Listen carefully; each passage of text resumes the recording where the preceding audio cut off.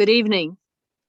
On behalf of the Cuba program of the Institute of Latin American Studies at Columbia University, I want to welcome you to this evening's webinar entitled Pablo Armando Fernández, Memorias Y Poesía, or Memories and Poetry. We have with us this evening several members of Pablo's family who will be speaking at some point. We also have several of his colleagues who are poets, novelists, and ensayistas. And we have, for spice, a few academics. And all of the friends and family of Pablo Armando will offer some reminiscences, as well as some will read poems of Pablo Armando that they have selected. If there is time at the end of the formal presentations, we will open the floor to people in the audience who may have reminiscences or may even have a poem of Pablo's that they would like to read. It will all depend on the amount of time left. And our moderator for this evening is Dr. Jean Capello, formerly a professor of Latin American literature at Rutgers University, as well as Fordham University. Jean, the floor is yours. Thank you so much, May. I'm very honored to be here this evening and certainly look forward to this presentation of poems and memories in honor of the great Cuban poet Pablo Armando Fernández, who died last November at the age of 92. And just to tell the people, our audience attending, all of our speakers from Cuba are speaking from Pablo Armando's house, where one of his daughters now lives, and that makes it even more impactful, I think. We're going to start this evening with a video by Giselle Garcia, who is a very well-known and award-winning documentarian. The name of her video is Pablo Armando in Memoriam. Giselle, could you introduce it and get us started, please? Hello, everyone. Hope you can hear me well. Well, thank you so much for having me. This is, I'm really honored to be in such a nice group of friends that we all love Pablo Armando so much, and obviously honored to be among such a group of talented writers as well. I've looked up to all of you for my entire life, so it's quite a special moment for me as well. And I have to say that this is just a short video that I've put together. It's not intending to be, you know, something too explanatory of Pablo's life or his literature, really. It's just to get a taste of, you know, who he was as a person and as a human being, mostly. So in order to do this, I just put together a few photographs, and I do apologize if I'm sure that all of you probably still pressure and still have a lot of photographs with Pablo that I would have loved to have in advance. So I do apologize if you're not included in it. It's nothing personal. It's just all the pictures that we could gather in the moment. But I think it's just that kind of video to pretty much get into the mood, and just to it's going to be nice to also listen to his voice again.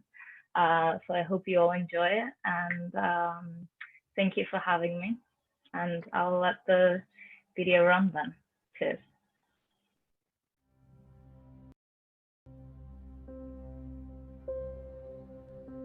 Bueno, a mí me pasan cosas muy extrañas. En mis sueños reales, no en mis ensoñaciones. Can we pause for a second? There's also, I want to say, there's the video with subtitles, with the English subtitles. Ellen must have it. Ellen, have you got that video for the English subtitles? Let me see. This is the one that I had downloaded. That was in the file transfer. I can check and see if I have that one with the English subtitles and do that. It might take a moment. If not, we can still watch it, but I will be sending out the link then for the English subtitles in case that you want to check that one out. So Yeah, we can definitely. continue watching this one, not an issue. Thank you. Yeah, I'll be sure Sorry, to circulate the link to all of the panelists after this, all the attendees after this, if they want to watch it with the English subtitles. Yeah, thank Right, you. thank Sorry you. about that. Estoy en mi casa de delicias. Yo inventé delicias. Por lo tanto, vivo en ella. Es fija, es extraña, me posee.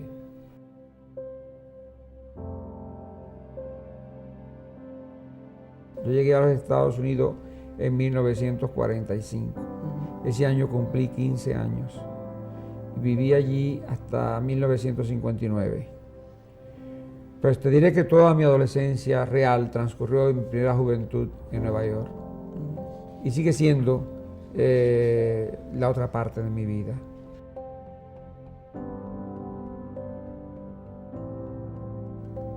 Pienso que fue muy extraño convertirme en poeta, porque yo en realidad escribía prosa.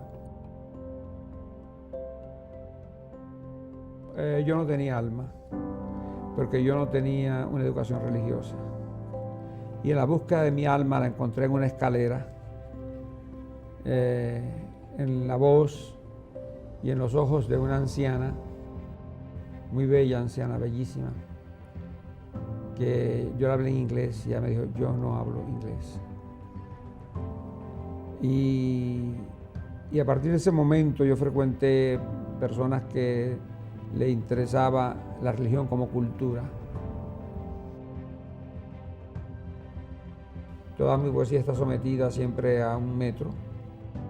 Yo siempre pienso que hay otra voz y que yo soy un intérprete de esa voz.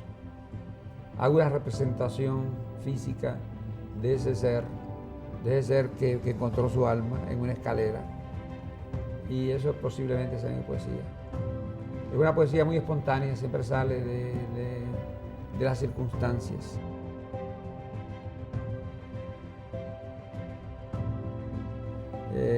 A mí me conmueve mucho oír a alguien leer poesía mía en bengalí o en ucraniano, croata, y digo, ¿y esto qué suena? es? Que ¿Suena no bien? entiendo una sola palabra, pero sé que están remitidos a un texto anterior, que yo de algún modo se me fue otorgado el hecho de poderlo transcribir en castellano, y ellos pueden ponerlo en cualquier idioma, y es lo mismo.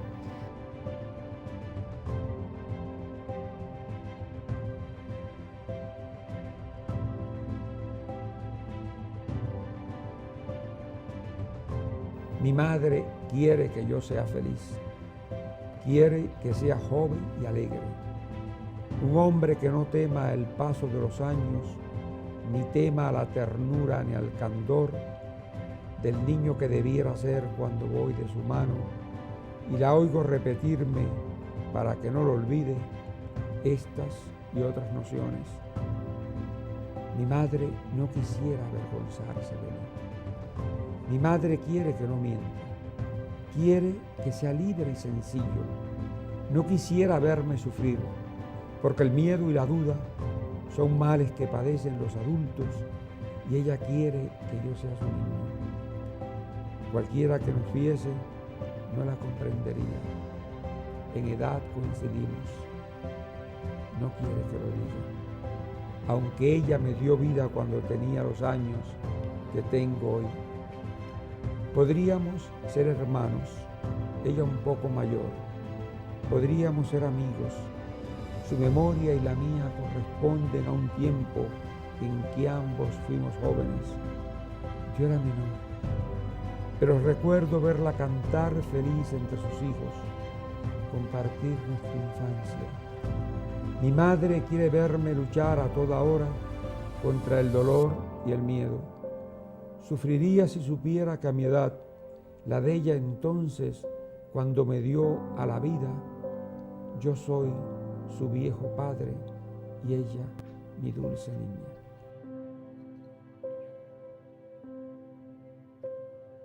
Yo siempre pienso que solamente conozco a aquellas personas que de algún modo yo estoy destinado a ello. Estoy entre amigos y eso me hace muy feliz. Y estoy allí, estoy allí.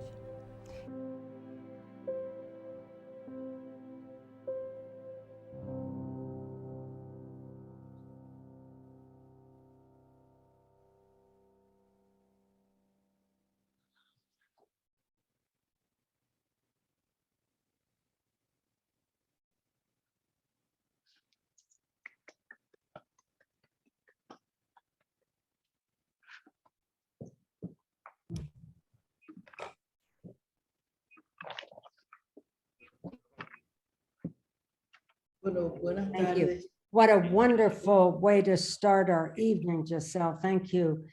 We literally started with the La Voz del Poeta. No, we started with the poet in his own voice. And to follow upon that, we're going to hear from the esteemed Cuban poet Nancy Moracón, the 2021 winner of the Cuban Premio Nacional de Literatura and the National Alejo Carpentier Award.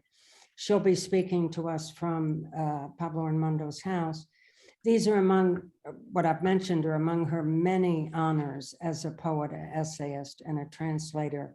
She's going to offer a remembrance and a poem. Nancy? Hello. Buenas tardes. Good afternoon to everybody. I will speak in Spanish, okay? Y quería comenzar citando a Pablo, que decía, estamos entre amigos, tantas caras que nos hemos visto durante tantos años.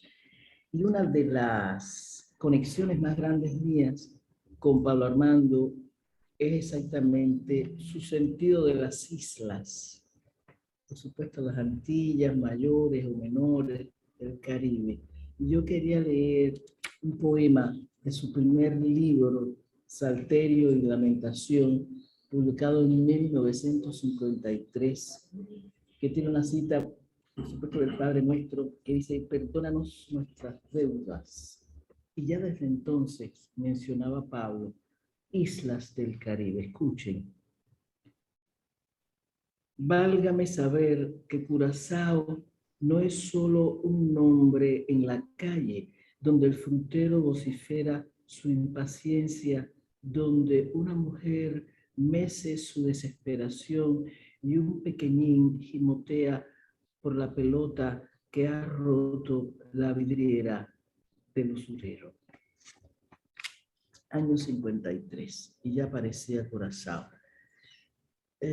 Tanto le debo, hay que decir así, uno tiene que ser agradecido. Y yo, en un momento como este, aquí entre la descendencia de Pablo Armando Fernández, tengo que mencionar también a Maruja, ¿por qué no? Tanto le debo a Maruja también. Entonces voy a leerles un poema que yo escribí, pero que ni Jeca, ni Bárbara, ni Teresa, ninguno sabe, ninguno conoce. Y tengo el gusto, bueno, de leerlo aquí para rendir tributo a alguien cosmopolita, campesino y cubano universal. El poema se llama El tren pasó. Tal vez huyendo del batey, el tren que esperábamos pasó sin darnos cuenta. Fueron sus silbidos en la noche los que anunciaron el trino de los gallos y el vapor de las tamboras. El poeta de cabellos blancos se trepó al highway y fue a parar a la estación de trenes para ver pasar el tren de su hora exacta. Esa hora que lo llevaría de la mano como un niño, el niño aquel corriendo sobre los raíles en delicias hacia los suburbios de Nueva York para continuar esperando al tren más lento, el del final, el suyo, junto a Manila y a Maruja, en pleno andén, ardiendo entre las sombras, ardiendo en pleno andén. Muchas gracias. Me quise acompañar de este pequeño librito que Pablo me regaló, donde está un folio, donde está el poema de Curazao. Y en mi casa, en la sala de mi casa, que hay libros y libros y libros y libros. El primer libro que se ve es ese, con esta imagen. Así que les agradezco mucho haber podido compartir esto, a Gabriela, a Pablito, a Nina Serrano, que hace tanto que no nos vemos, a Sandra, a Philip Brenner y a mi gran amiga Margaret Clark. Hasta pronto.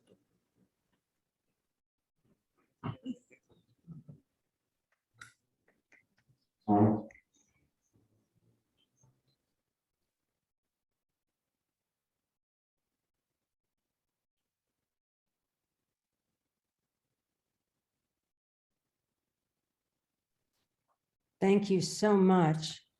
And we now are going to be hearing from Philip Brenner. Philip had a very distinguished career at American University in Washington and has multiple books on the Cuban Revolution and Cuban-US relations. These all make him one of our preeminent scholars in the field. He also is going to be giving us a remembrance and a poem. Philip? Thank you very much. It's a sad honor to be in this group of people who love Pablo. And let me start by telling you that the poem I selected, Suite for Maruja, is an ode to Maria Julia Gonzalez, to whom Pablo was married more than 50 years. And those of us who are close to Pablo know that she was not only his wife, but she was his soulmate. Indeed, it would be difficult to know that Pablo had reached his full human potential without the support and love and nurturance that Maruja gave to him. And so it was fitting that he wrote this suite, which consists of actually 7 different poems written over a series of 10 years. Part of the poems are very poignant because a few of the poems are very poignant because they reflect the time when Maruja was near death from cancer, and Pablo very much worried that she would die. But it also reflects his deep love and his passion. Let me, and I'm sorry that I'm going to read it in English, and I'll do you the favor of not abusing the Spanish language. Almost always and alone, we speak in the doorway, just the two of us, or in the kitchen, which is the same thing. About friends, their names are words that I choose, like someone enjoying a flower or a fruit, a remote jewel which you keep safe. My love, you never-ending mystery. Gather together, hour by hour, my dispersed being from memories we have not shared, unattainable names which the child remembers in a fleeting adolescence. It upsets me to have forgotten them, current names, mine today, fleeing noisily in silence or solitude, ours. I am hurting, you know, days gnaw us away. To whom should I speak? To my heart? Laying it wide open? I suffer until you calm my suspicions by telling me a story. bad children would turn out to be good, and good children whom history defames. And the last poem in the suite. Quietly, my love, to speak your name next to you, to your ear, to your mouth, and to be happy, to be that happy animal which joins its halves, quietly or silently, the voiceless mouth restored to its unity, inaugural silence which grants new life to the words and the flesh, the eyes blind, returning to the whole, light revealing worlds as they were or are, as they shall be, back being each other's joy, by oneself in company. Another life, yours, so beloved, back to being origin without sadness or pain, without fear, nor nostalgia, or with them. You and I, our memories and ashes. If there were time, I would read another poem of the same sort, Learning to Die.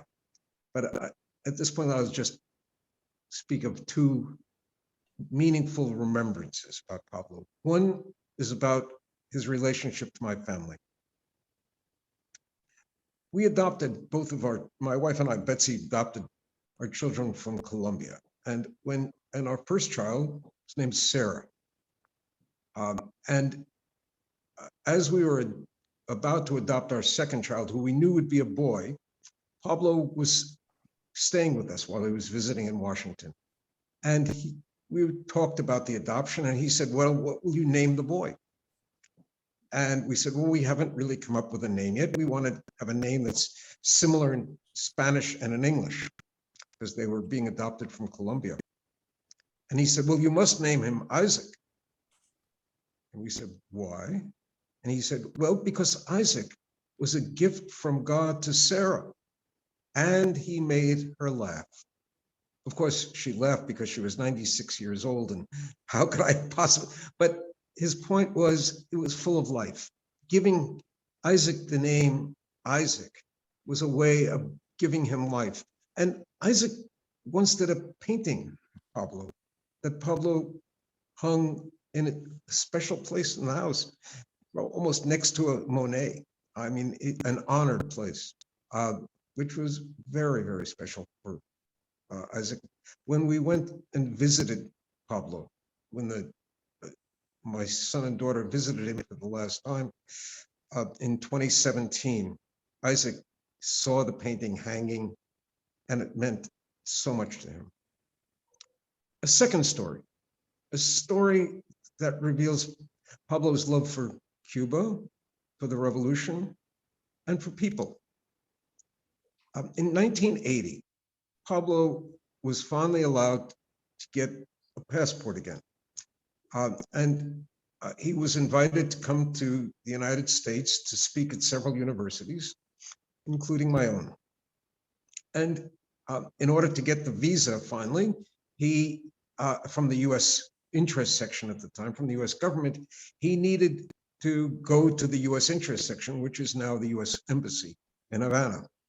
This was a time in April of 1980, just before the so-called Mariel Exodus. And at this point, there were long lines outside the interest section. He described it as 500 people or more, all waiting to get a precious visa. This is before Mariel.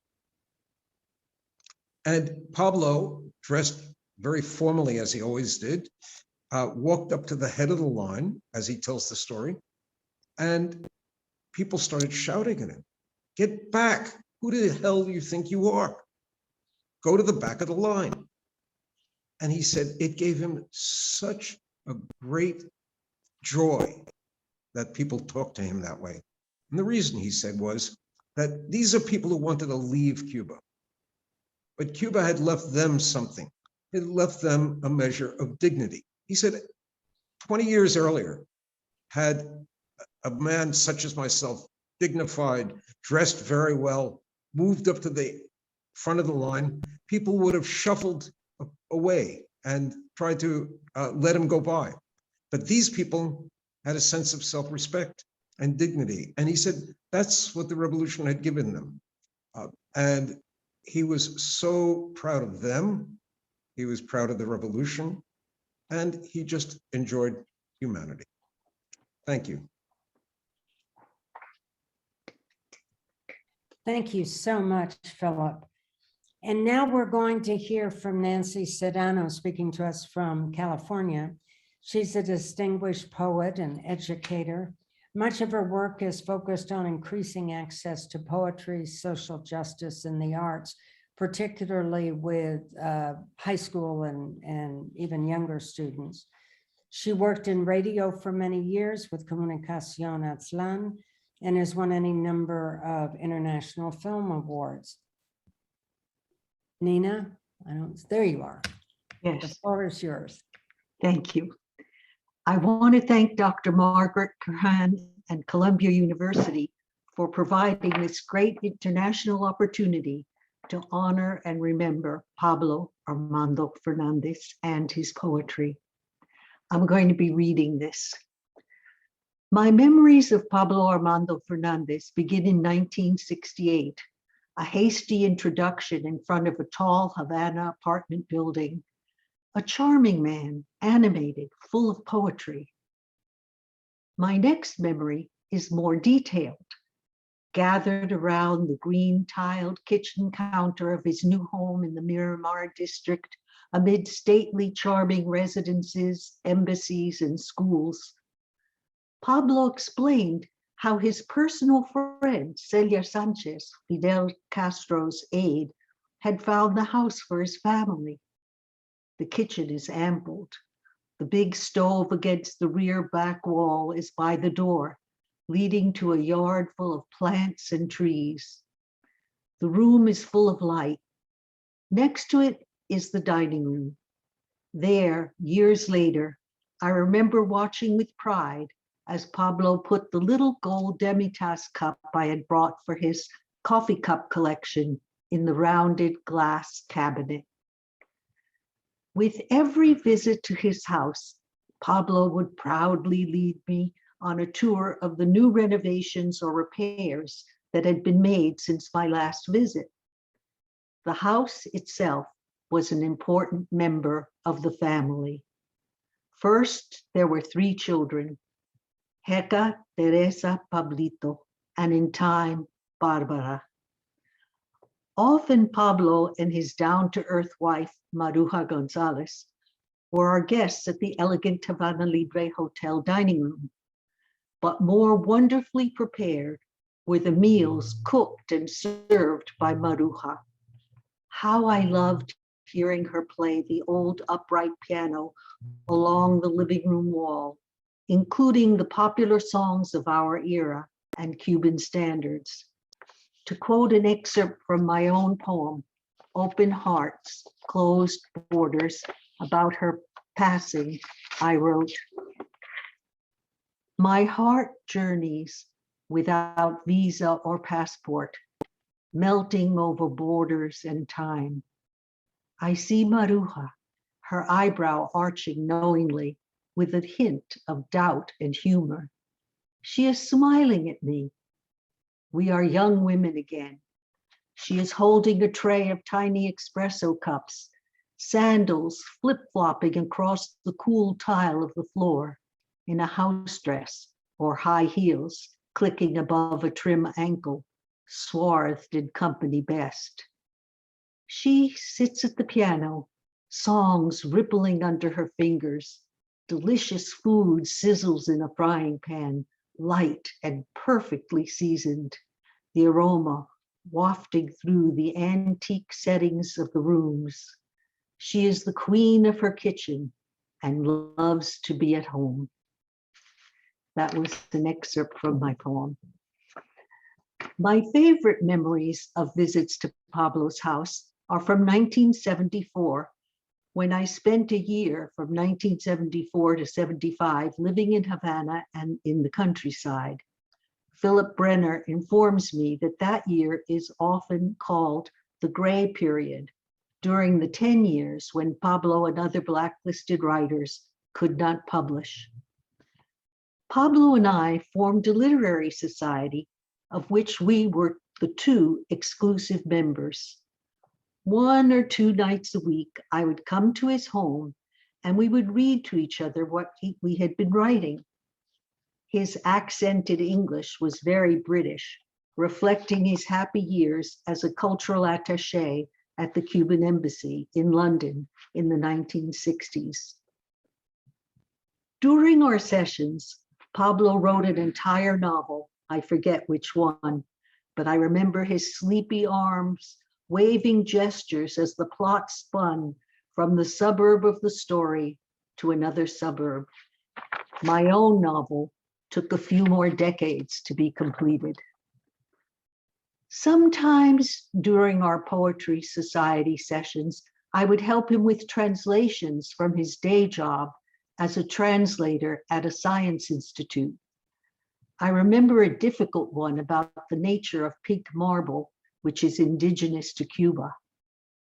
A group of printers at that work center surprised Pablo by printing up a booklet of his poems. He was deeply moved. Fortunately, a day came when Pablo's work was widely published and honored. He was invited to read everywhere. He was even honored at the International Book Fair in Havana. In 2011, I returned to Cuba. I had heard that Pablo was ill, but I was not prepared for him to be wheeled out to greet me in a wheelchair. We were able to converse, and I recorded a short interview for my radio program. He tired easily, and our interview ended.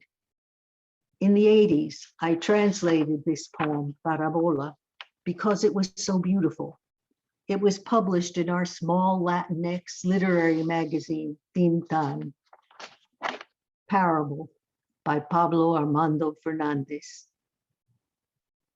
You heard it in Spanish at the beginning of this program. My mother wants me to be happy, wants me to be young and joyful, a man who doesn't fear the passing of the years, nor fears the tenderness or candor of the child that I should be. When I let go of her hand, I hear her repeating to me so that it's not forgotten, those and other notions. My mother doesn't want to be ashamed of me.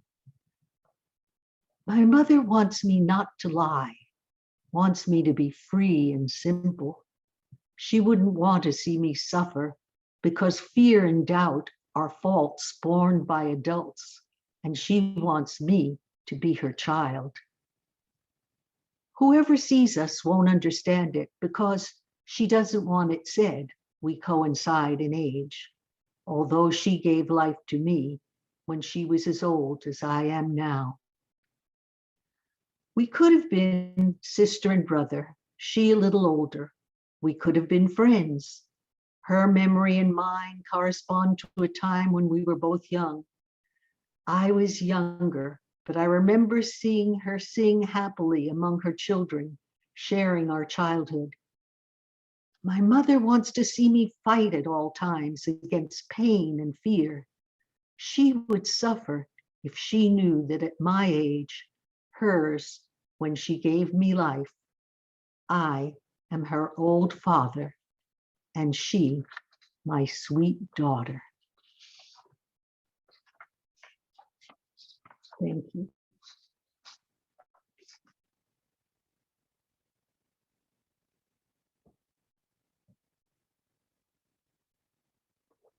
Minute. Thank you so much, Nina. That was truly lovely. We now are going back to Cuba to hear from Reynaldo González Zamora, who, like Nancy, is a winner of the Cuban Premio Nacional de Literatura. His was in the year 2003. He is a longstanding member of the Academia Cubana de la Lengua, as well as being a very noted poet, essayist, and journalist. And he will be giving a remembrance of Pablo Armando. Reynaldo?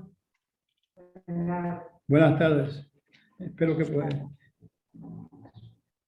tengo que declarar que estoy muy emocionado, porque con este tipo de información que estamos elaborando,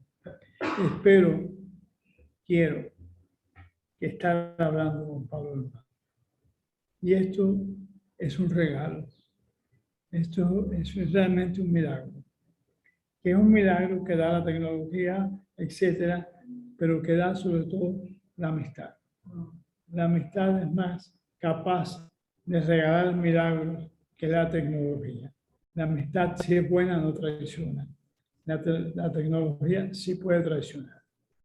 Y en esta ocasión, en que estamos además los hijos de Pablo, estamos amigos, algunos de los amigos más cercanos en Cuba de Pablo, y a través de estas cámaras de ustedes, la memoria gana un espacio mayor, gana un espacio que puede doler o que puede alegrar. Pensar que voy a tener cerca otra vez a Pablo Armando, como tantas veces estuvimos en Cuba o en el mundo, y algunas veces con Maruja. Nos divertíamos mucho. Podíamos convertir cada rincón de cada ciudad que íbamos en un trozo de Cuba. Si estábamos en Nueva York, conocíamos espacios que tocó José Martí, el mayor milagro. Si estábamos en España, conocíamos también los espacios que tocó José Martí. Tuve 2 o 3 viajes fundamentales con Pablo a lugares que crecieron ante mi memoria más por haber estado precisamente con Pablo Armando. Pablo Armando ha sido para mí no solamente un amigo entrañable, un amigo de una intimidad total, sino de momento me regaló sus hijos. Soy el tío de todos. Y así me han tratado y así hemos sido. Y Pablo Armando también me acercó muchos rincones de la poesía. Juntos conocimos que la poesía tiene muchas formas de mostrarse y de querer. No es que queramos nosotros la poesía, es que la poesía nos quiera a nosotros. Y cuando uno está cerca de una persona como Pablo Armando, siente ese regalo realmente con una fuerza que te electriza, que te domina. Y debo decir con Pablo que también me regaló muchos trozos de mi propio país y de las imágenes y de la filosofía y de la fe en el país.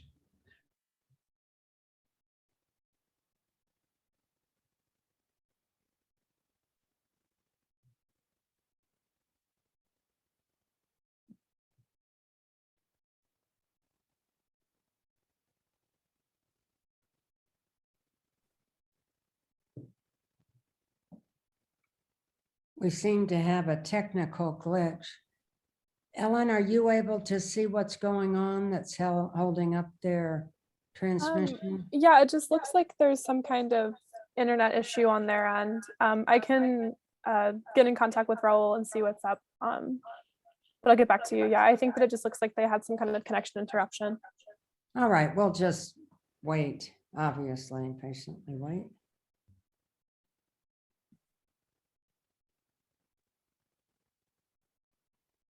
Looks like they might be back on. Espero que esta circunstancia no altere lo que quiero decirles. Esta ocasión única de tener de nuevo cerca de mí a Pablo Armando Fernández. Hubo algunos momentos en mi vida que estuvieron muy vinculados a Pablo. En particular, un concurso Casa de las Américas, en que Pablo ganó el premio y yo la primera mención. Yo conocía su novela tanto o más que él, y él la mía, porque nos habíamos ayudado mutuamente a darle cuerpo a esas novelas, a manejar las escenas, los capítulos. Eran como si yo hubiera escrito parte del libro de Pablo y Pablo parte de mi libro. puedo decir que cierta picardía en aquel momento quiso hallar desencuentros que no tenían camino con Pablo y conmigo. Y nos reíamos, hacíamos la maldad. Yo escribí un largo ensayo sobre su novela y él terminó escribiendo el prólogo de un libro de poemas míos. Siempre estuvimos juntos en Madrid o en Estados Unidos o en varios países latinoamericanos. Y siempre les puedo contar, éramos dos tontos riéndonos, disfrutando. Volvimos a ser, como él decía, los niños que no se despiden, como en su novela. Eran los niños que siempre se acercan más. Y algo que Pablo me enseñó y que ha sido uno de los cuerpos fundamentales de su obra y de su poesía, es la capacidad de usar los mitos como presencia firme al lado tuyo. He escogido hoy para leerles un poema brevísimo, pero que tiene una carga exactamente de esto que estoy diciendo. La capacidad de Pablo Armando Fernández de darle cuerpo a la imaginación religiosa. Es una provocación también de mezclar religiones, como lo hacemos en Cuba constantemente. En Cuba no somos de una religión, somos de una mezcla de religiones. Y si alguien sabía esto, era Pablo Armando Fernández. Voy a leerles un poema que le dedicó a Aide Santa María. Pero él no dice Aide Santa María, llama Ochun Yeye Cari. Ochun Yeye Cari es una variante de la Virgen de la Caridad del Cobre en el catolicismo, pero visto desde las maravillosas culturas africanas que vinieron a reñirse con el catolicismo en Cuba, a hacer un maridaje de religiones. Nadie entendió ese extraño mundo como Pablo Armando Fernández. Y además de esto, era como un profesional de manejarlo como juego. Mucha gente no creo que haya entendido a Pablo. Pablo todo el tiempo jugaba. Cuando va a publicar su primera gran novela, que es una novela extraordinaria, le llama Los niños se despiden. Era como que ahí, con esa novela, dejaba la infancia y entraba en los problemas, digámoslo así. Porque después de la infancia vienen los problemas. Y Pablo sabía esto. El mayor regalo que me hizo Pablo, siempre, ha sido esta hermosa familia. Maruja y sus hijos, que son mis hijos, mis sobrinos, que me he sentido siempre parte de la familia y ellos han sido conmigo muy regalones, una palabra de español que usamos en América. Regalones.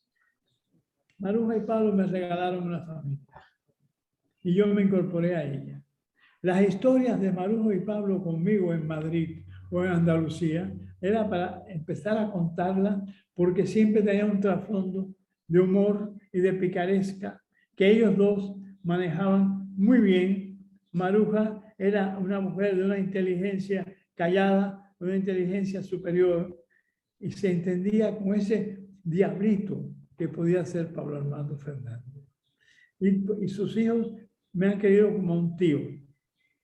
Pero yo he querido a Pablo, además, como se quiere al paisaje, como se quiere al país.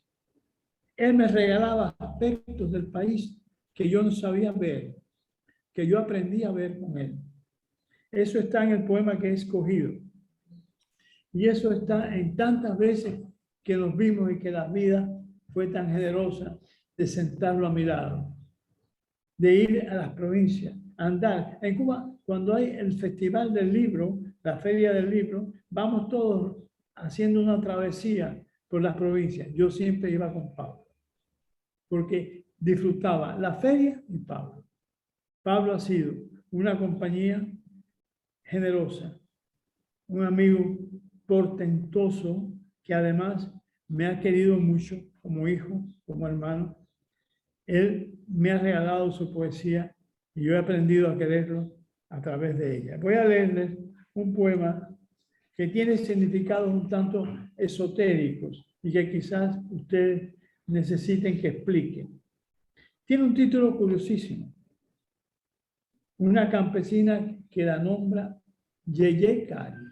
Yeye Cari son una variante que en la religión negra o yoruba tiene la Virgen de la Caridad del Cobre, que es una virgen que vino a Cuba, traída por el mar, era como un mascarón de proa, y aquí ganó una empatía extraordinaria. Acaba de haber en este espacio en Cuba una enorme exposición de más de 50 artistas regalando una obra cada uno a esta virgen, a esta negra, Oshun Yeye Cari, que es la Virgen de la Caridad del Cobre, nuestra patrona. Yo, que no soy religioso, aprendí con Pablo a respetar la religión y amar a quienes son tan generosos de profesarla, de estar enamorados de su religión. Cuando estuve buscando un poema que fuera breve y al mismo tiempo tan significativo, pensé exactamente en este poemita brevísimo de Pablo. Se llama, como pueden ya esperar, Una campesina que le nombra Yeye Cari, Cari de Caridad del Cobre. Dice su nombre y es como si juntara en los labios todos los viejos nombres de mujer o de hombre, y la garganta se le pone vieja de llamarla con nombres de la historia. La Virgen está historiada, claro. Está parada como piedra viva, señalando caminos de agua y tierra. Dibujado su rostro por el dedo del monte. En la religión de los negros de origen africano en Cuba, el monte, donde están los árboles, las hierbas, es fundamental. Ahí está el misterio. Ahí está la posibilidad de salvarse o de curarse la enfermedad breve. Dibujado en su rostro por el dedo del monte para, perdonen, estoy mal iluminado, para mostrarnos la grande y la menor. Y un día que no vino, se supone ella lo sorprendía a él y él ese día no vino.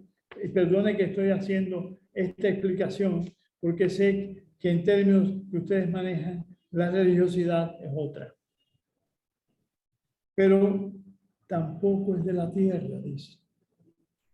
Tiene como su nombre viejos los ojos para mirar el mundo. Si conociera una alegría más grande, la llamaría por sus viejos nombres. Quiere siempre decirnos, Pablo, y estas cosas puedo decirlas porque él me las explicaba. Yo era realmente alguien que no manejaba estos elementos, digamos, esotéricos. Pablo sí lo hacía y muy bien, porque él era el poeta. Él entendía la poesía como una especie de andar entre mitos y hallarles la razón que el ojo no avisado no ve. Él ve esa otra parte del mito. Yo tuve con Pablo verdaderos aprendizajes, porque yo venía de un mundo muy distinto. Cuando Pablo me hablaba de Nueva York, y cuando después fui a Nueva York con Pablo, y anduvimos, que esto no he hablado nunca, anduvimos a aquellos lugares donde estuvo José Martí. Sandra Levinson nos presentó a un amigo que fue muy generoso de llevarnos a esos lugares. Aquí estuvo Martí, en esta oficinita pequeña, el apóstol de Cuba fraguó la guerra de la independencia. Aquí estaba tal cosa. Era este hombre, Gregorio, creo que se llamaba, Sandra me lo podría aclarar. Este hombre fue nuestro conductor, pero Pablo le rectificaba. porque Pablo había hecho antes, en su periodo neoyorquino, donde no siempre tuvo alegría, donde no siempre tuvo compensación para la vida, pero donde tuvo el mayor tesoro, conocer a Maruja y hacer su vida y tener esta familia, que es mía. Y este poema pequeño, fíjense que mezcla el nombre que en Cuba los negros le dan a la santa, a Ochun, que es a su vez la Virgen de la Caridad del Cobre. ¿Y de qué habla Pablo? De la sonrisa y de los ojos. No le da un atributo superior, le da un atributo carnal que podemos ver y tocar. Y esta es parte de la sabiduría de la religión de los negros en Cuba, que a veces los blancos no sabemos entender, porque vamos, la filosofía, vamos muy doctos, y la cosa a veces no es de ser docto, sino de ser bueno. Y en cuestión de bueno, no conozco otro mejor que Pablo Armando.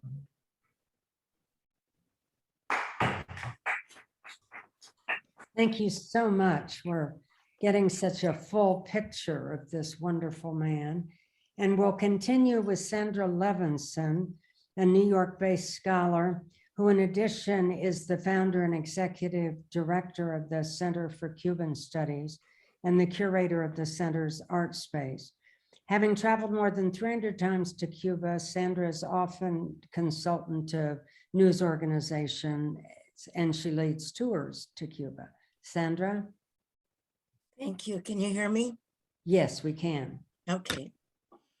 Well, I was very lucky in my first trip to Cuba because on July 4th, 1969, el primer día de mi primera visita, yo conocí a Pablo Armando Fernández. Oh, wow.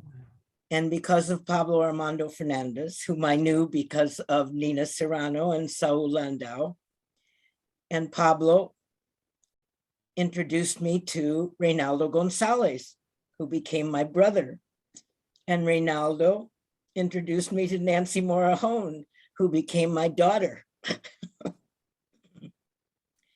So the connections and the love I feel for all of you who love Pablo is enormous. I'm very honored that you asked me to be here and to be a part of this. Ojalá que pudiera hablar en un español lindo para conmemorar a Pablo, pero como tú sabes, yo hablo así. And in the very first week that I was there, Pablito, and I went swimming and got caught by a terrible Caribe. And I was very sick because I was burning up. I had all these little bugs all over me. But my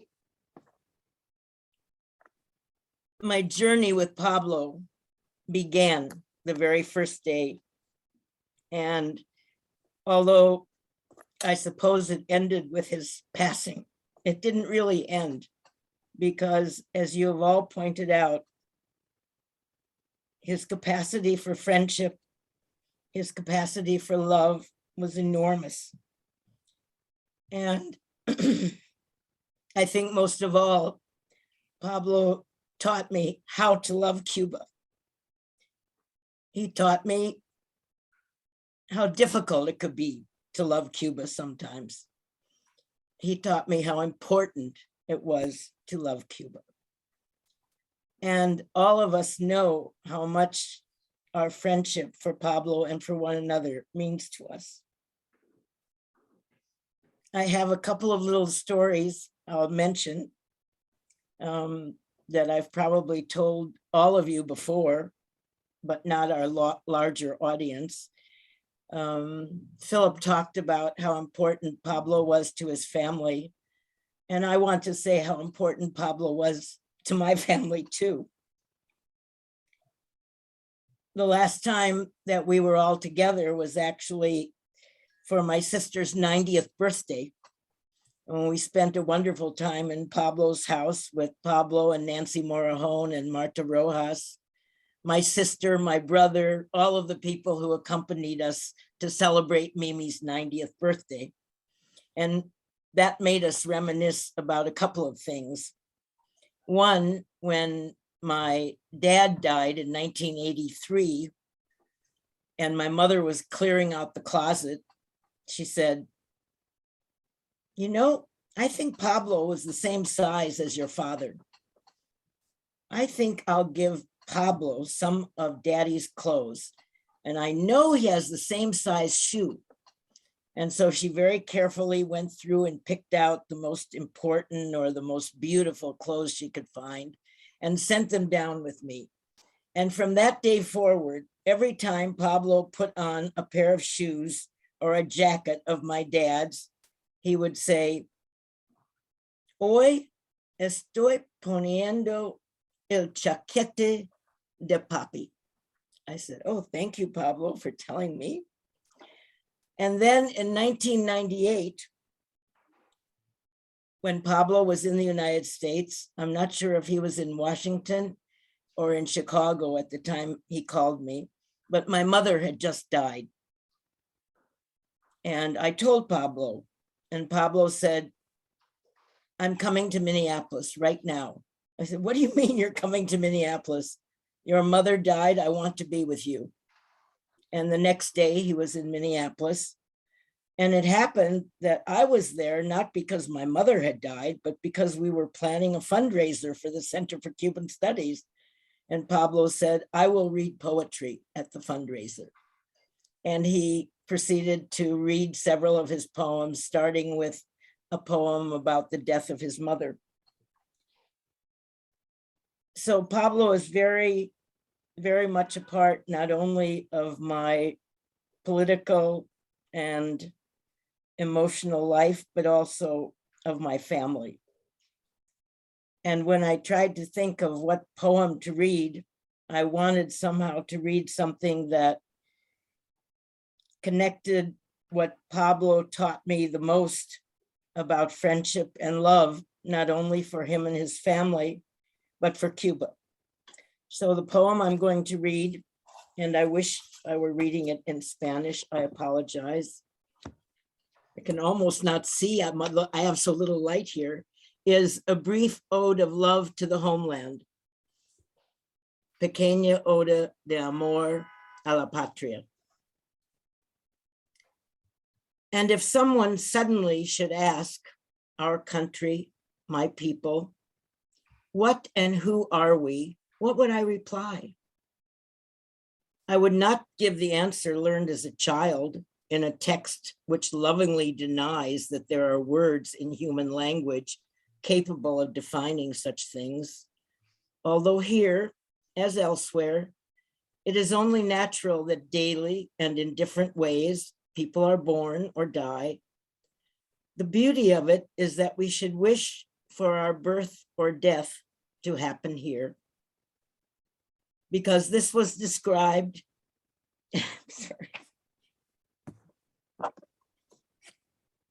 as the most beautiful, as the most beautiful land seen by man. The sweetest, most fragrant and pleasant, under the glow of a reborn sun. I should not forget, also at times it was bitter and melancholic.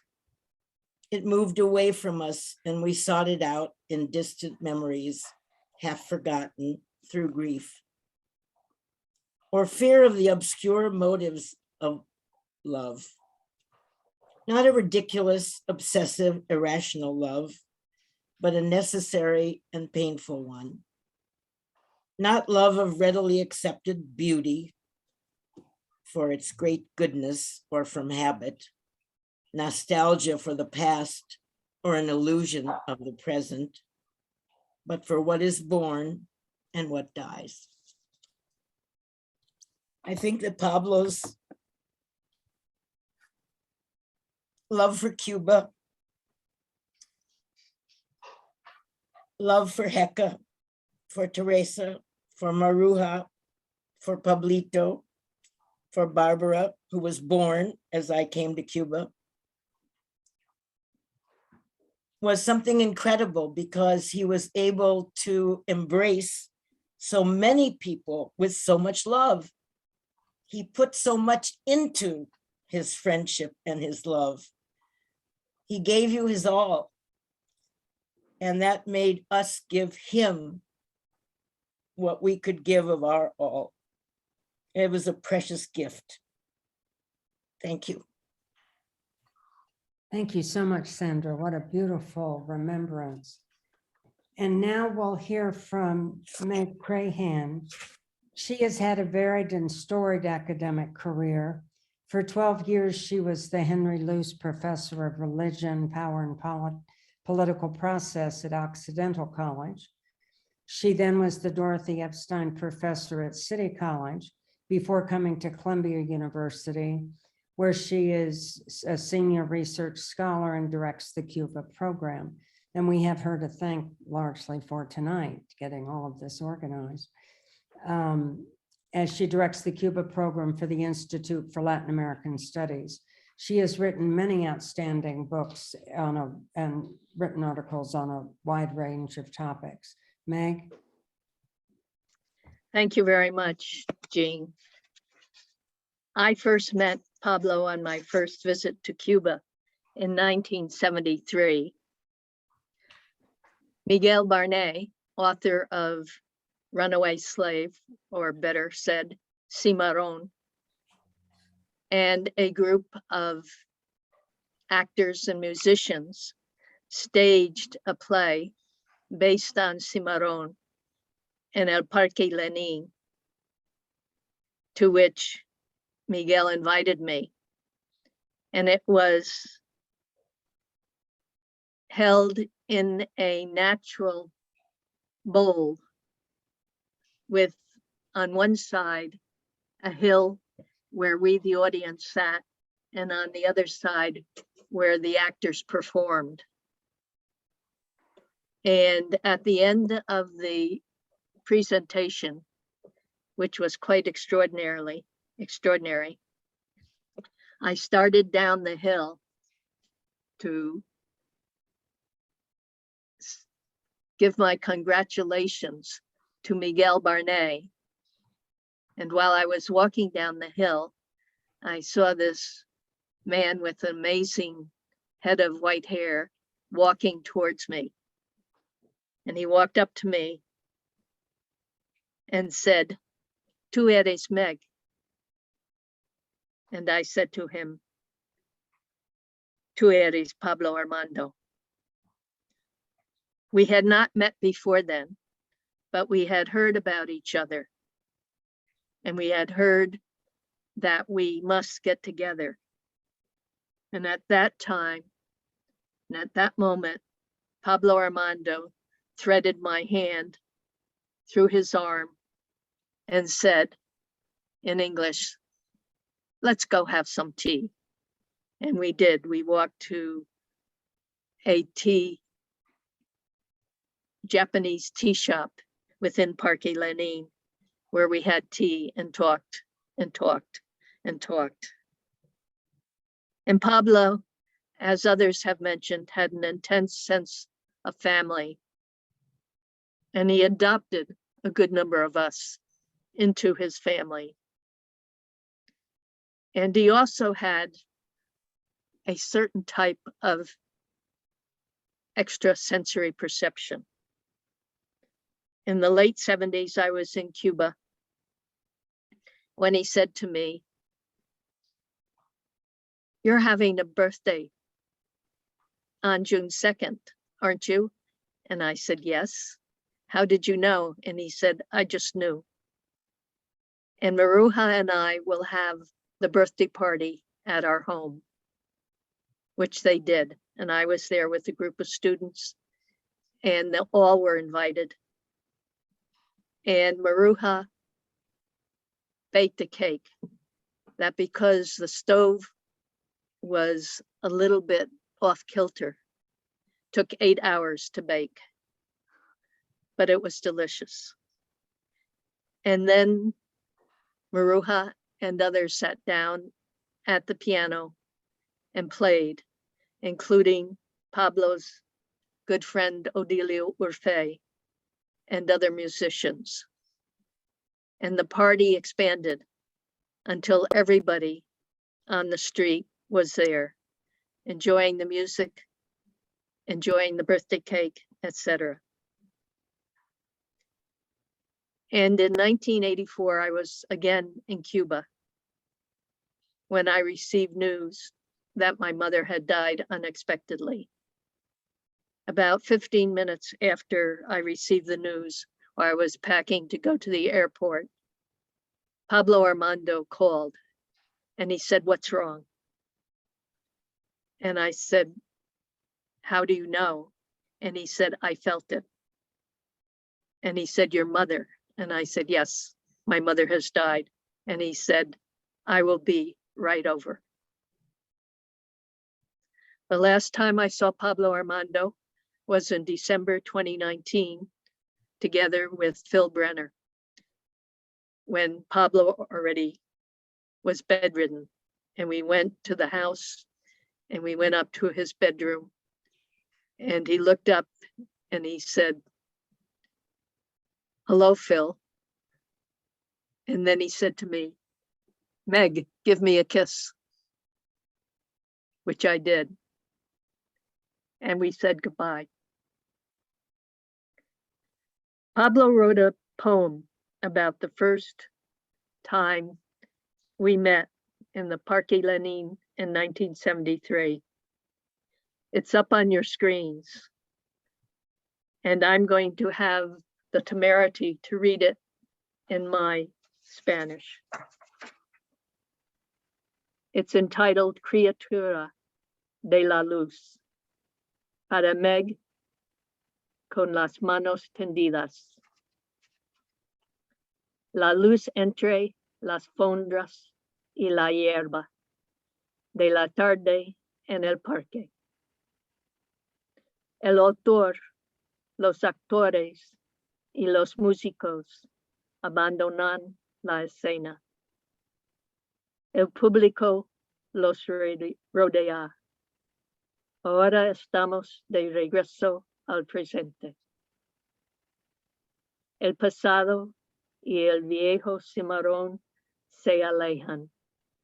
En la colina la tarde gana en intimidad. El sol declina. Entre la multitud que se dispersa lenta, la luz corona la cabeza de una muchacha. Tú eres Meg. Su sonrisa sosiega mi impaciencia. La luz en su rostro se posa y un fulgor de otros soles ilumina sus ojos. Todo a su alrededor es luminoso. Sus manos extendidas me reciben y siento y veo cómo se transforma la escena mientras los dos hacemos el camino que nos traza la luz. Entro a su lado al reino circular de la escritura. Criatura de la luz. Recupero, siguiéndote, memorias de otros tiempos y andanzas. Tú me devuelves cuanto usurpo el olvido y me enseñas a mirar sin zozobras, lo que hace el camino hacia adelante. Todo tú resplandeces al mostrarme los signos que animaron la palabra. Con todo mi amor, Pablo Armando. Adiós a Pablo. Thank you so much, Meg. It's so clear this evening that all of our speakers feel like in one way or another, they're the children of Pablo Armando Fernández. They all have felt so much a part of his family. And it's been wonderful that they've been here this evening to share these remembrances. The next speaker we're going to hear from is one of Pablo's biological children, I guess we would say. Our final speaker will be Teresa de Jesus Fernandez Gonzalez. She is going to speak to us from her father's house in Cuba. She, among many other things, is a longstanding member of the Unión Nacional de Escritores y Artistas in Cuba, and we are so glad to have her with us this evening. Teresa. Hola, buenas noches y ante todo gracias a Meg, gracias a Philip, a Nina, a Sandra, a Jean por este recordatorio y a Giselle por su vídeo. Bueno, por algo que decía Reinaldo, porque es un momento de pensar en él, de recordarlo, pero sobre todo con las personas que realmente lo amaron, que fueron sus amigos de ambas orillas, como él también amó a ambas orillas. No podría decir muchas cosas, por supuesto, porque le debo mucho, sobre todo de la sabiduría de lo que significa ser un ser humano. Y eso es lo que más le agradezco. Ese legado que ambos, mi madre y mi padre, nos dieron a sus 4 hijos. Ese sentido humanista, ese sentido de pertenencia a un lugar, a una familia, a unas amistades y a un amor. Pero yo quiero recordar también a mi padre por un sentido lúdico que él tenía de la vida, por una manera de saber estar, de sonreír, de apreciar las cosas bellas y de hacer de sus memorias o de sus recuerdos más preciados, de sus reminiscencias también poesía. Y yo me acuerdo cuando lo acompañaba muchas veces en Italia, a algunos de sus recitales, él siempre escogía un poema dedicado a Carmen Miranda, porque era uno de los tantos personajes que poblaron su mundo de joven y de adolescente, ligado al cine, a la música, a la poesía, al amor, y eso también era mi padre, efectivamente. Entonces voy a leer, ojalá lo pueda leer bien, este poema a Carmen Miranda. Enana descomunal, sigues son los turbantes que sobre tu cabeza alzaban selvas más suntuosas que las amazónicas. Sigues en zancos bailando zambas desde Río a Los Ángeles.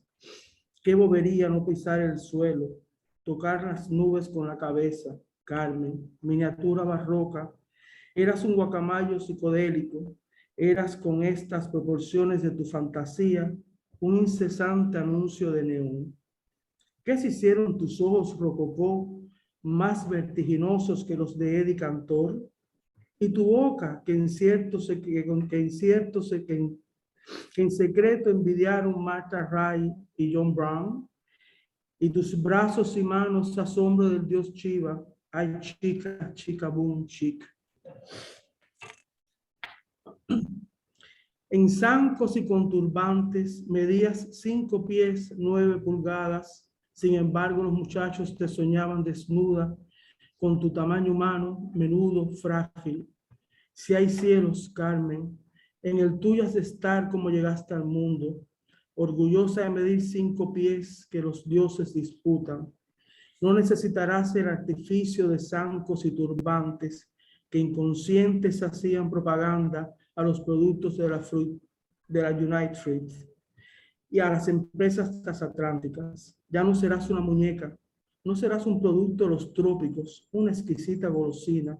Si hay cielos, Carmen, a tu cielo carioca llegan César Romero y Tyrone Power, Alice Faye, Don Ameche, Adolf Menjú y toda la comparsa que seguía tus andanzas desde Río a Los Ángeles.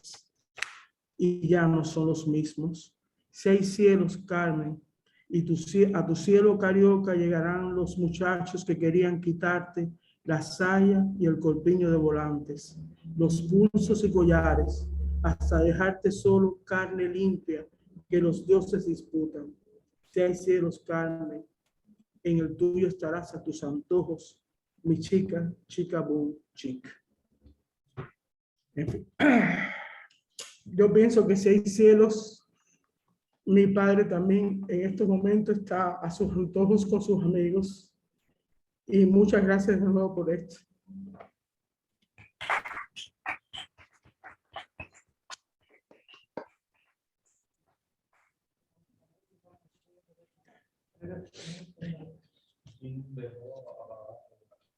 Thank you so much for those words and for the lovely poem. And I understand that Barbara would now like to read a poem. There you are.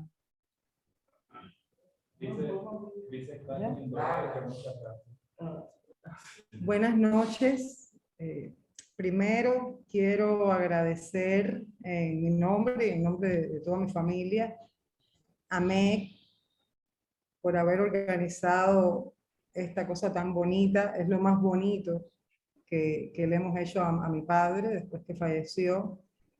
Gracias a todos ustedes por su cariño, por su dedicación, por estar siempre con esta familia. De mi papá podría decir tantas cosas, casi todas las han dicho ustedes, pero lo primero que viene a mi mente siempre es la familia. Mi papá fue un hombre que la familia para él era lo más importante. Su familia consanguínea y su familia espiritual, que la componen todos ustedes y otros muchos amigos por el mundo. Y siempre, siempre nos enseñó a amar a la familia, a estar para la familia. Fue un padre excepcional. Nos enseñó a que lo más importante siempre era el amor, ayudar, estar al lado de las personas. Y para mí lo más lindo y lo más preciado que me dejó es eso, mi familia, toda mi familia, la de él, sus hermanos, mis primos, mis hermanas, mi hermano, mi sobrina nieta, que también tenemos, Marina. Eso para mí es lo más importante que dejó mi papá. Voy a leer un poema que se llama Tanca de Identidad, porque a mí me gusta mucho viajar, como le gustaba a él, y siempre teníamos nuestras conversaciones sobre los viajes y el mundo. Entonces, he visto el mundo y de él guardo una imagen. Confusa multitud siempre en acecho. Conocer cierta gente me ha hecho sospechar que ser distinto es otra adecuación. El complicado mundo simplificó mi vida. La gente simple complicó mi mundo.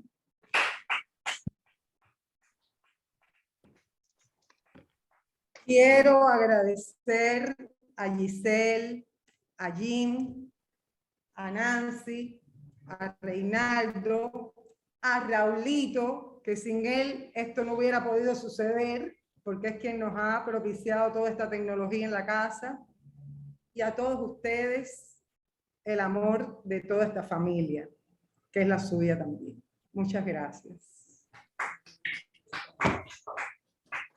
And thank you so much. Would Pablo or Gabriela like to speak? I know you were with us before. I don't know if... Hola, hola. ¿Sí? Sí. Hola, estamos aquí, Gaby, Marina, como dijo Barbarita, y yo, realmente emocionados con todo lo que está pasando, que ha sido de muy buen gusto, muy atinado, con gente muy querida todas. Me gustaría mencionar a Sol, que también estuvo muy vinculado a él, Solando, así como ustedes, los que pasaron por esa casa. Me agrada mucho que haya sido tan íntimo y humano. Y en esto consiste lo que yo llamo el buen gusto, aunque se ha hecho este recordatorio, este pequeño homenaje.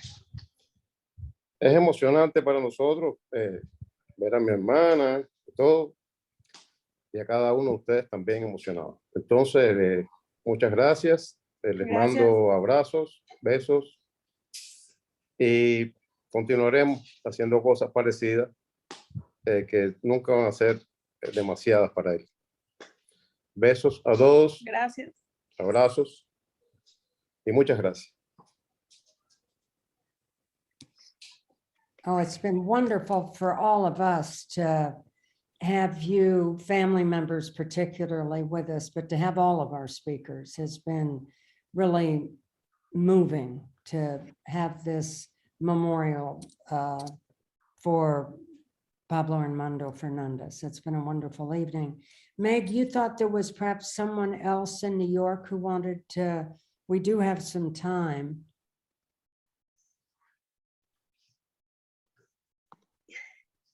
Yes, Peggy Gilpin said she would like to say something, but she hasn't appeared in the chat room.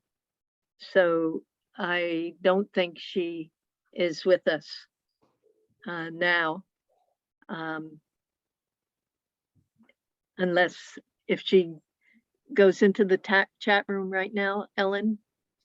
I don't see her. No, she's not in the chat room, so we'll just have to have her in the next celebration of Pablo's life. Absolutely. I would like to thank everybody. There are some people who have worked incredibly hard on this, and that includes Raul Perez Monzon, without whom we could not have mounted this, who worked miracles with the technology, as did Ellen Johnson, the assistant of the Cuba program here at Columbia University, who has responded to every desperate call that went out. And also thank you to Giselle, who did a beautiful video of Pablo Armando, which caught his spirit. I think that was an extraordinary piece of work. Thank you, Giselle. And Giselle's mother, Soraya Castro, who Giselle told, help Meg out, she needs help. And so Soraya put on her organizational boots and she went out and she helped enormously when emails and other attempts to communicate did not work. Soraya made sure that messages got passed on, etc. So to everyone who not only spoke tonight, and to all those that helped us behind the scenes, I want to thank you very, very warmly, because without all of you and those in the audience, this could not have happened. And the quality of everybody's presentation was so extraordinary. I think we'll have to think about what we do with this. We recorded it. We will put it up on the website and on YouTube, but I think maybe we should do something more with it. So we will have to consult with Giselle, amongst others, about making this into a documentary.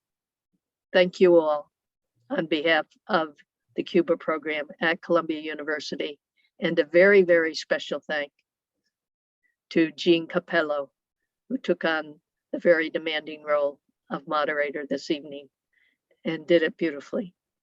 Thank you. Peggy's here. Sandra.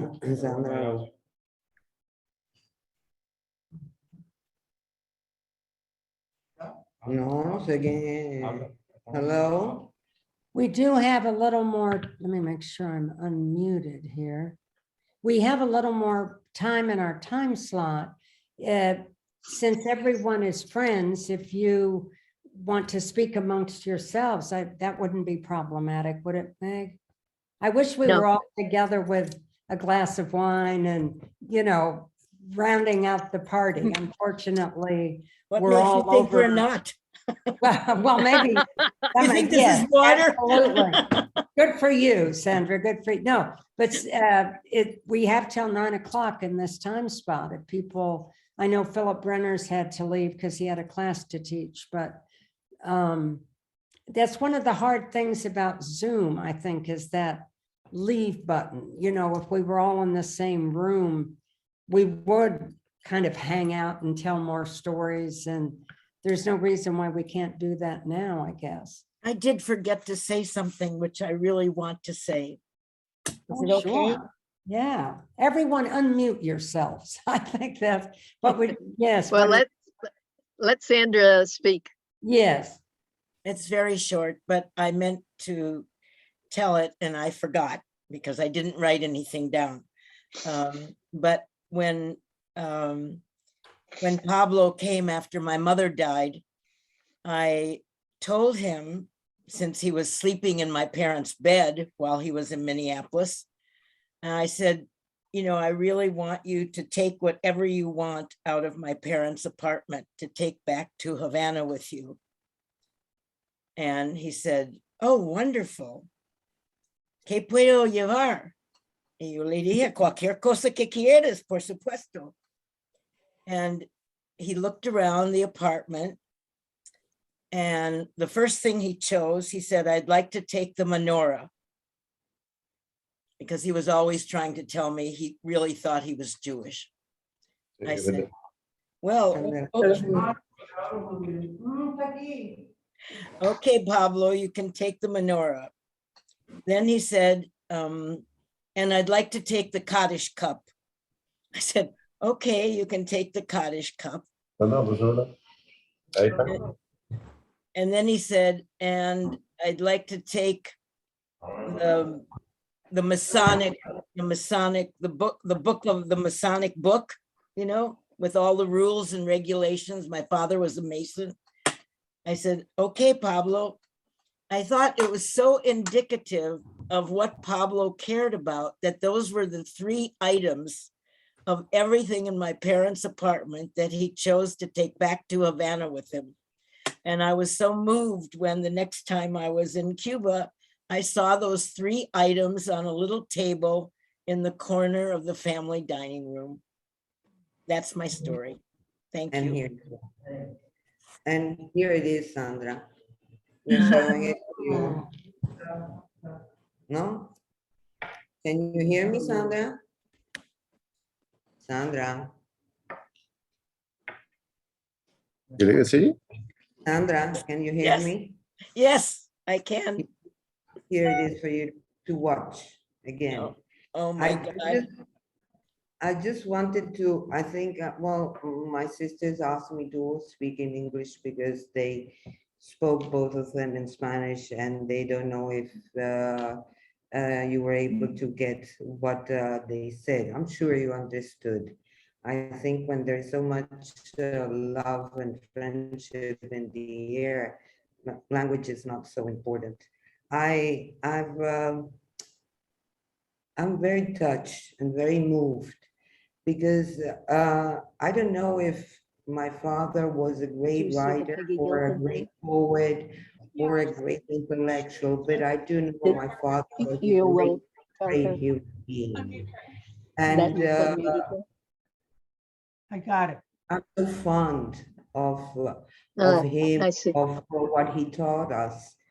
Like my little sister said, he taught us to love our family, love our country, love our friends, to be good, to be true to ourselves. And I think those are very, very important.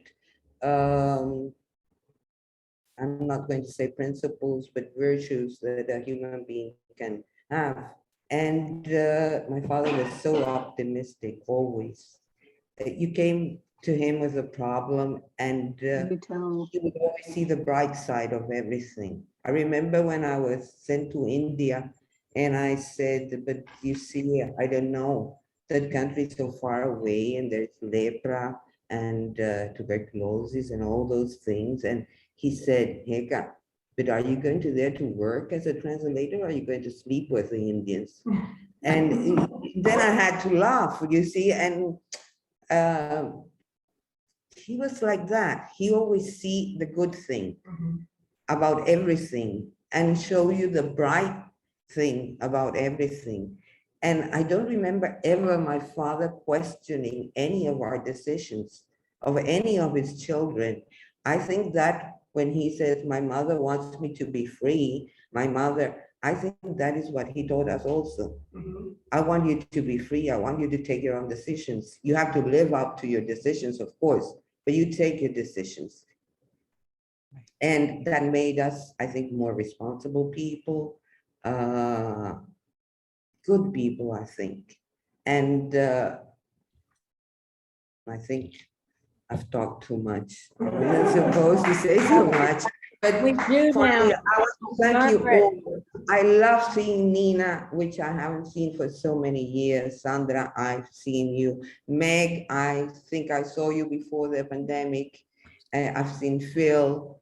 Well, Yin, I met you here, but I want to thank you all of you, Nancy here, Reynaldo, all of you for such a wonderful, what can we say, memorial, whatever. This is so much Pablo. What has happened here is so much Pablo. I think It's a celebration. Teresa. Una celebración. And now Margaret Gilpin has arrived, so we'll ask her to. give her I've been here the whole time. I don't know. Oh, we why just it- didn't see you Yes. when we were. I want to tell one very short story about how I met Pablo Armando. Sandy Levinson called me up one day. I must have been in the late 70s, early 80s, and said, I've got somebody coming up from Cuba and I need you to put them up for a month. And I said, Sandy, I can't promise to put anybody up for a month who I've never met. I mean, at least give me a chance to meet the person and then, let's see how that goes, right? So the day came and Pablo rang my bell. And this is a true story. I am not making it up. I opened the door and he looked in my eyes with those beautiful blue eyes of his. And I looked back and I said, come in and excuse me for one moment. And I went to the phone and I called Sandy and I said, he can stay for a month. And that was how I got to know Pablo. And he stayed for a month. And then he came back for another month with Maruja. And he stayed for another month. And the third time he came back with Maruja and stayed for another month. And in 1984, when I got a place in Cuba, the place they offered me was on the corner of Pablo Armando's house. So it speaks from there on. It is a very long time ago. So I thank you for that introduction, Sandy. It might never have happened. And it That's was what happens wonderful. when you have a small apartment that no Yeah, one right. can stay in, except Reynaldo and Miguel. They took my memory. I want to just send a big kiss to Reynaldo and to Nancy Heka. I haven't seen you since pre-pandemic. And to Terry, y Pablito, y Gabriela, y todo el mundo. Besos y esperamos que nos vemos Beso, pronto. Faye. Besos. Besito, besito. Thank you, Meg. You're welcome. Is there anyone else that wants to talk?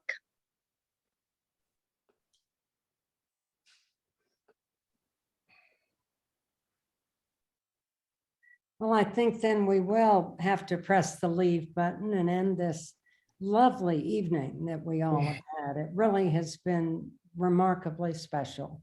That's been wonderful. Thank you all for coming. And I Thank think you, I Jane. really want to thank Giselle for that beautiful Oh, documentary. the film was It marvelous. was really wonderful. I hope that we can all somehow keep Yeah, it. we'll send an email with the link so that you can have a closer look, and it's going Okay, to have the great. English subtitles. So yeah, no, I'm delighted to have done it. It was really nice and emotional to go back to all those memories. So I'm glad you enjoyed it. Thank you all very much. It was They're all the girls. Hey, Giselle. Thank you.